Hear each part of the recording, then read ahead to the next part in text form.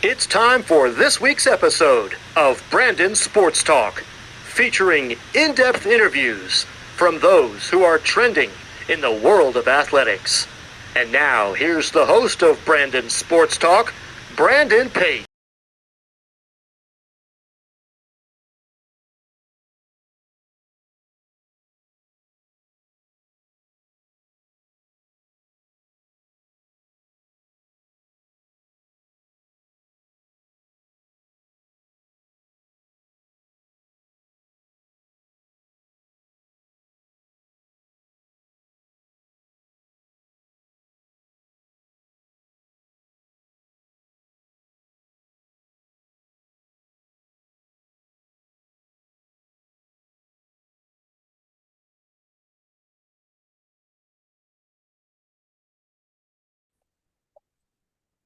Welcome back to Brain Sports Talk. In today's episode, I have the privilege and honor of interviewing the Frisco Fighters indoor football head coach Andrea Cole.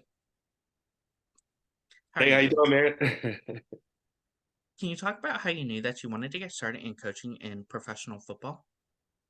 Yeah, so I actually when I graduated college, I got into coaching college basketball.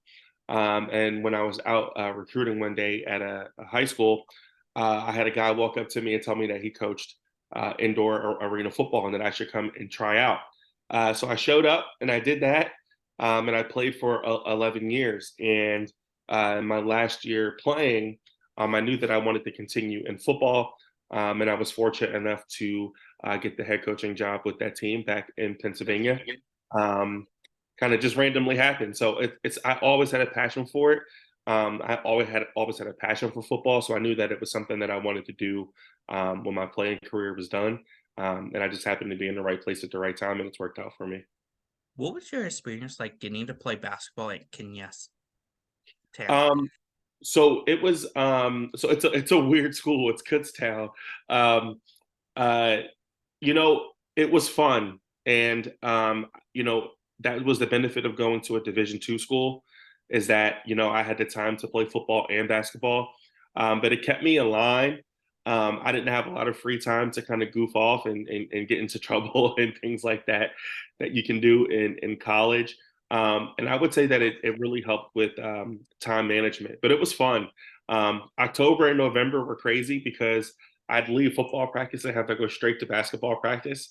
So, those months were crazy, but it was a good time just, getting to play another sport and continuing to be a part of a team, and trying to win some basketball games. So our basketball team was pretty good. We, made it pretty deep in the playoffs, and it was a fun experience. What was that transition like from playing basketball at Kutztown to getting into football? So it was pretty seamless because I was recruited there to play both. So I started out in football there, and then after my sophomore year, once I was adjusted and got in the weight room and everything like that, I started playing basketball as well. So it was pretty seamless because I was already in practices, and I kind of was already adjusting to um, playing both sports there because I played both sports in high school. So it was more or less just having to nail down the time management of it all because you have study hall and you have weights and you have your tutoring sessions and then you have your class and then you have film sessions for both. So that was the biggest adjustment, was just getting used to the time management of it all. But once you had it down and you had your schedule, it just became routine. Of course, after your playing career, what was that like transitioning into being an assistant basketball coach? So that was tough. It was tough because um, every football player wants to keep playing football, right? We all have goals of, going to the NFL, but it's not going to happen for everybody. So I just knew that I had to stay busy and I knew that I had to stay active in doing something. And I've always had a passion for giving back and coaching and helping the next athlete kind of find its way. So basketball was a natural fit for me because I was still pursuing football. So I think it's hard to coach football while you're still trying to make a living out of it. So going into basketball was good. It gave me something different to think about as far as strategy, and recruiting and watching film and everything like that. But the entire time I was missing football, so it was tough at the beginning, but once you get into the season and you get busy, it was pretty seamless. What was that transition like going from coaching collegiate basketball to getting into indoor football coaching? Um, so the transition is very it's unique, right? Because you go from a college setting where you have all these rules, you have all these NCAA regulations, you can't go over this many hours, you only have this many scholarships, um, to going to pro where you can do whatever you want. You know, you can market as much as you want, you can sign anybody you want, you can recruit all across, you know, the country and even overseas now. So there's a lot more freedom on the pro level than there is in college. So for me, it was learning the marketing, learning the ticket sales, learning the different pockets of the country that you can recruit players out of. So it was, you know, transitioning from the very strict NCAA to learning the freedom that you have on a pro level. Coming to Frisco Fighters, what was that experience like first becoming the assistant coach?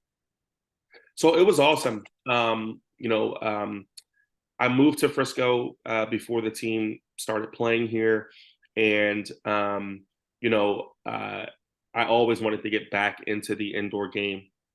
So when the opportunity popped up and there's a team right here in your backyard, I was super excited. So I was happy to be here and to help start to build the team in Frisco and to get back in it and not have to leave home to do it. So it's been a big blessing to drive 10 minutes down the road and be able to coach. What was that experience like being the assistant coach and getting to run the special teams as a special teams coordinator too? So it was awesome. Special teams is one of those forgotten aspects of the game, and it can change the course. So when we talk about our games, we talk about you got to win all three phases, and special teams are one of those phases. So we win a lot of games because we're returning kicks, we're blocking field goals, we're blocking extra points. There's a lot of details in special teams that a lot of teams overlook and don't put the time into. So I take pride into having the best special teams unit in the league and trying to lead the league in all those categories because in our game, with as high scoring and as fast paced as it is, 1 point can make a difference. While being the special teams coordinator, what was that like getting to coach players like Bryce Crawford? It's awesome. It's awesome to see a kid like Bryce get better, right? Because you go from kicking outside to coming indoor. It's a totally different goalpost. It's so narrow, and everyone thinks they can kick on it. Everyone thinks that they can nail that kick, and it's tough once you get in there. And then, especially with our kickoff rules, you're penalized if you just kick it out. So, working with him to get that deep squib kick, so we can pin the other team back and make them start and have to go the whole field. It was fun, and Bryce is so talented that he picked it up so quick. And we would normally feed off of each other, where it's like, hey, what kind of kick do you think you can get off here? Or, hey, Bryce would see, hey, that guy over there can't really catch, or that one can't really block, so let's go that way. So it's super fun to work with a guy who is so intelligent and is so talented at what he does. So it was super fun. As a coach, what was that big transition like from coaching regular football outdoors to coming indoors and where it's a whole different scene? The speed of the game is different. Um, Everything indoors happens in half the time that it does outside. So because of the field being so small and so condensed, everything happens that much quicker. So you really have to train your athletes. You have to train yourself um, to move at a faster pace and to recognize things faster and to move at a faster pace. So that's the biggest thing from outside. You don't have all that space to roam. In our game, there's nowhere to hide, and you have to use every inch of the field because that's all you have. So that was the biggest adjustment is the speed of it, how fast things happen. What was that transition like for you from going from special teams to switching over to the offensive side and coaching on offense? So that was easy for me. I played quarterback my entire 11-year career, so offense was something that I've always had a hand in. Even when I was a special teams coordinator, I still helped out with the offense. That was my role in practice. And play calling and all of those things. So that was a seamless transition because of my background playing and calling offense and putting together offenses for other teams. How was that feeling like the first time you got announced to become the next head coach for Frisco? Man, I really can't describe it. I think as a coach, you work your entire career to get an opportunity to lead a team, and to get that opportunity, you're just thankful. You're just thankful. You're just blessed to be able to get the opportunity, and then once you get it, you just want to work as hard as you possibly can to do everything the right way, and to have your staff and to have your guys trust you, and trust your knowledge that you're going to lead them the right way. But I'm not sure if there's a perfect word for it other than just ecstatic, elated, just super thankful, and just super happy to be in the position. What was that feeling like the first time you got to step onto that field as a head coach? Man, it was such an adrenaline rush. All the hard work and all the preparation, and um, you kind of have flashbacks to your whole career of when you were a player, and how your coach interacted with you, and when you were an assistant and you had to help the head coach. All these things start going through your mind of just, what's it going to be like for you your first time out there, and your blood's just going. Like there's nothing like football. There's nothing like being a part of it. There's nothing like being a part of our game where you actually get the coach on the field. So I mean, I was just pumped. I was having to calm myself down a little bit, so I could think straight. But I was super excited. Of course, when you became a head coach, what was that feeling like getting to know that your final decision was the final decision for the team? You know, um, it's a gift and a curse, right? Because when you are the head coach, it's kind of like playing quarterback, right? Good decision or bad decision, it falls on you. And I'm fortunate enough to have a great staff that, isn't afraid to say, hey, coach, let's try this. Hey, I saw this, let's try that out. And I trust them because I know that the kind of work that they put in, and I know what our film study looks like, and I know that we prepare for these situations. So I'm confident in anything that we do. And, sometimes that's just life. You call something, you draw it up. If it works, great. We're all heroes. And if it looks bad, you throw it out, and you try something else. But I think just having confidence in your preparation allows you to like not be stressed so much about those things. As a professional football head coach, who are some of the players that you look up to in the football community, but who are some of the coaches that you implement your game after? So one of my favorite coaches of all time is Mike Tomlin of the Steelers. It hurts me to say that as an Eagles fan, but um, he's a guy who just puts the work in, and he just preaches hard work. They're not always the flashiest, they're not always the most fanciest, but he finds a way to get the most out of his players, and that's the kind of guy that I want to be. He cares just as much about his players being good people as he does good football players. So I'm inspired by that, and I hope that when my coaching career is done, players will look up to me in the way that players look up to Mike Tomlin. As far as the indoor game, my biggest role model in this game is Bernie Nowatarski. He was my first head coach with the Reading Express when I started playing this game, and he's now the head coach of the Harrisburg Stampede back up in Pennsylvania. But we graduated from the same college. He had a shot in the NFL, and I just loved how he knew the game, encouraged people in a positive way. He's not one of those coaches that's going to put you down and beat you up. He encourages people in a positive way, and he did everything that he could do to help us off the field, whether it was jobs or opportunities or whatever we could do to better ourselves. And I really looked up to that, and I try to pattern myself after that as well. What does a typical game day look like for you as the head coach for Frisco? Man, game days are nuts. I have to get a workout in. So the first thing I do when I wake up, I just go get a workout in so I could break a sweat and just feel better when I get moving. I get up to the arena at about noon, and just review my game sheets and review my plan for that day. Um, I try to relax a little bit, just put some music in my ears. Our team shows up at 3 o'clock. We have a team meal, do a little team bonding and laugh and joke around for a little bit.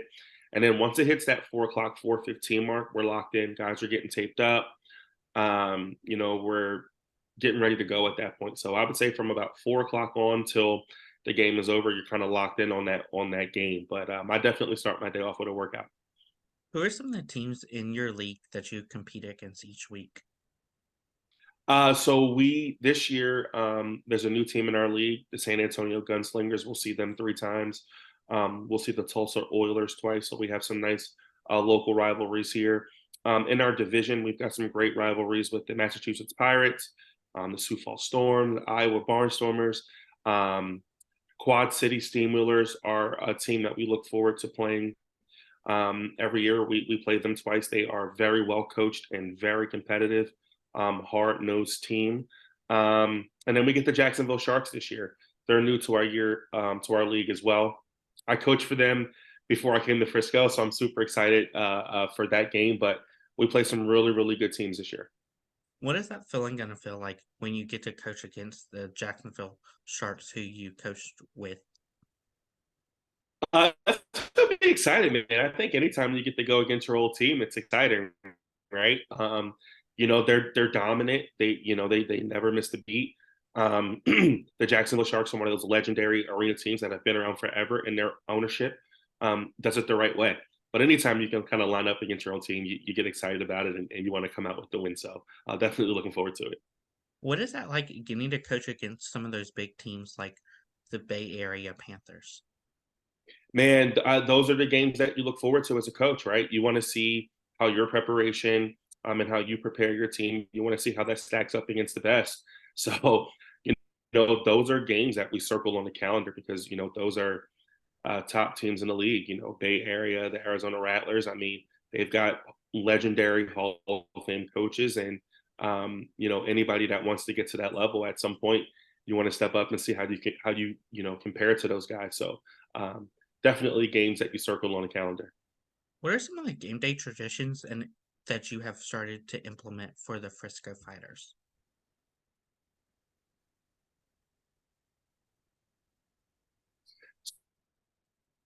So uh,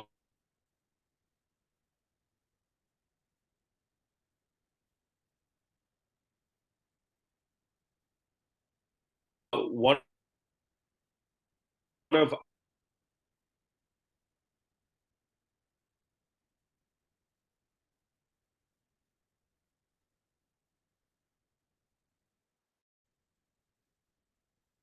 What are some of the game day traditions that you have started to implement as head coach for the Frisco Fighters? outside of the speed walk football, I think one of the things that we do on game day as a staff, we all just sit down and we talk about our week. So it sounds so simple, but I think when you think about a football staff, you're only as good as the level in which you trust each other. So I feel like the more that we get to know each other and the more that we get to bond and talk about our weeks and talk about our days and things like that, once we get into game situations and we get into stressful moments, we're not afraid to lean on each other and kind of communicate and everything like that because we know each other and we trust each other. So that's one of the things that we implemented on game day as a coaching staff is we just sit down, turn off football, and just talk about our week. What have been some of your favorite memories and moments as a head coach coaching the Frisco Fighters? Man, I would say the biggest moment I think was my first win. There's so much pressure and taking over a team, and you want to come out in that first one, and you don't want to have a letdown. So to come out in that first win, that first game at home, and to win big against Sioux Falls, man, that just felt good. It was like a little bit of validation that hey, I can do this, and you start to build trust with the guys and your fans and the front office that they made a right decision and giving you an opportunity to do it. And then our playoff win at home also. So our league, it's hard to come across playoff wins. So anytime you can get a playoff win, that's a really big deal. So I would say those are my top two. As a head coach, what is that like getting to meet your fans and having them ask for your autographs and photos with you?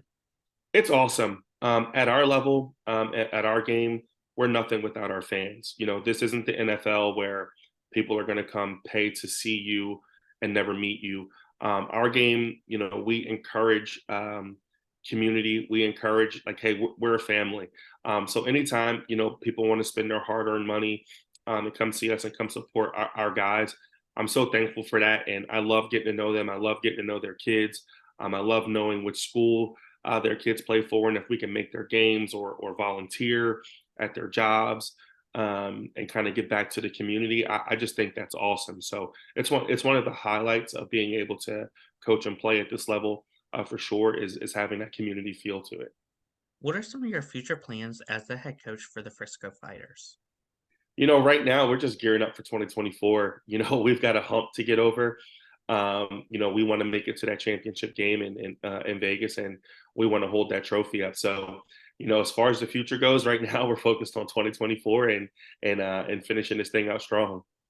What advice would you give those college players out there that are looking to play professional football?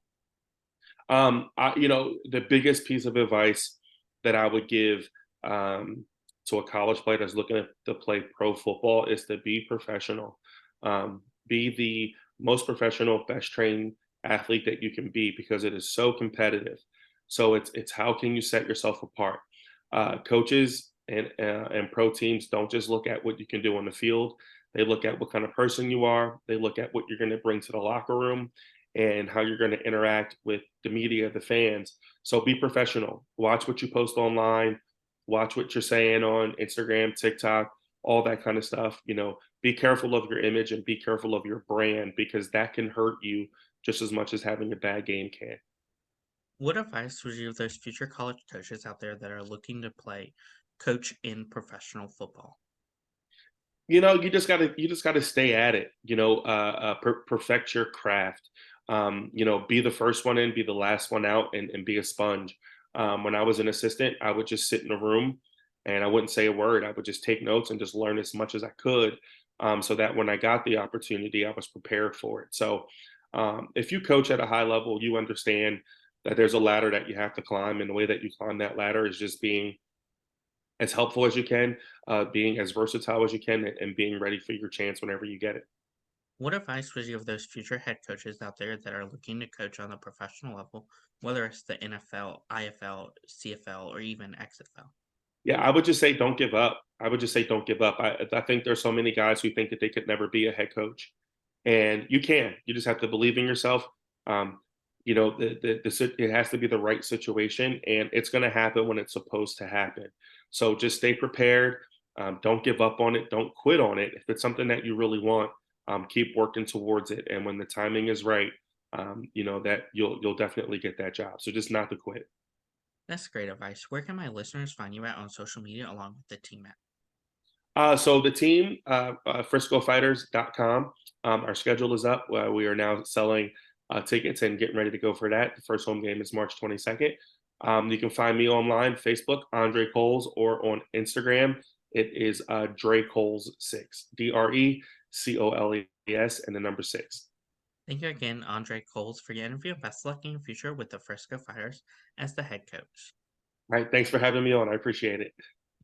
You can find Brandon Sports Talk on Instagram at Brandon Sports Talk, Twitter at Talk_Brandon, and you can find me on YouTube at Brandon Sports Talk. Don't forget to like, comment, and subscribe. Thank you again, Coach Andre Coles, for your interview, and best luck in your future. You've been watching Brandon Sports Talk. Please feel free to like, share, and subscribe to Brandon Sports Talk on social media and on YouTube.